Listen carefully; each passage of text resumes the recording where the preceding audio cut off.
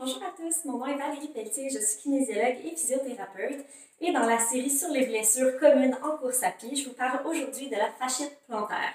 Qu'est-ce que la fasciite plantaire? D'abord, fasciite, donc fasce pour fascia, it pour inflammation et plantaire, donc sur la plante du pied. Donc je vous montre de quoi a l'air le fascia plantaire. Donc on a ici un ligament, puis le fascia plantaire, c'est tout ce qui recouvre la voûte du pied, donc sous le pied. C'est ce fascia-là qui va, dans le fond, permettre une portion de l'absorption des chocs. Donc, lorsqu'on a une fasciite plantaire, il s'agit de l'inflammation de ce fascia-là.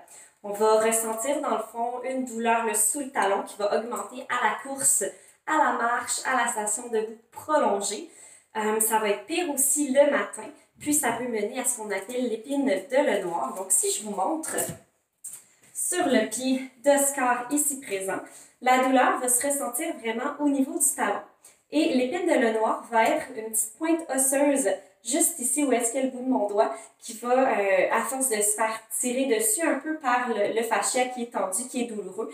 Donc ça va créer une petite pousse osseuse, un petit pic osseux qui peut être un peu plus douloureux à ce niveau-là. Les facteurs de risque pour développer une fasciite plantaire sont les pieds qui sont trop rigides, donc qui ne bougent pas bien, ou au contraire, qui bougent trop. Il peut y avoir aussi là, dans les facteurs de risque un mauvais alignement des jambes, donc les genoux vers l'intérieur, les pieds qui sont en hyperpronation, donc vraiment plats, qui tournent vers l'intérieur quand on met du poids dessus. Une diminution aussi de la flexibilité au niveau des mollets peut faire partie des facteurs de risque. Ça arrive quand même chez 10% de la population, donc pas juste les coureurs, pas juste les athlètes, 10% de la population générale. Qu'est-ce qu'on fait quand ça nous arrive?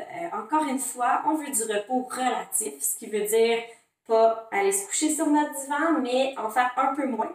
Pour ce faire, on va aller changer, dans le fond, la charge de l'entraînement, l'intensité, le type d'activité aussi. On peut faire varier ça avec la natation, du vélo. On va pouvoir appliquer aussi de la glace si jamais la douleur est trop élevée. On va surtout aller travailler au niveau du renforcement des muscles qui sont un peu plus faibles, des étirements ou automassage avec des balles, des foam rollers, des choses comme ça, pour aller relâcher les muscles qui sont trop tendus. On peut aussi utiliser une orthèse ou des tapings durant l'entraînement pour diminuer un peu la douleur. Mais ce qui est important, c'est surtout d'aller réajuster la quantité de stress mécanique qu'on va mettre sur notre pied à la course, à la marche, pour pouvoir justement laisser le temps au tissu de guérir, de diminuer l'inflammation, pour ensuite pouvoir le reloader progressivement, puis revenir à notre niveau de forme habituelle. J'espère que ça vous a plu. Si vous avez des questions, des commentaires, n'hésitez pas à les mettre juste en bas en commentaire. Merci, bonne journée!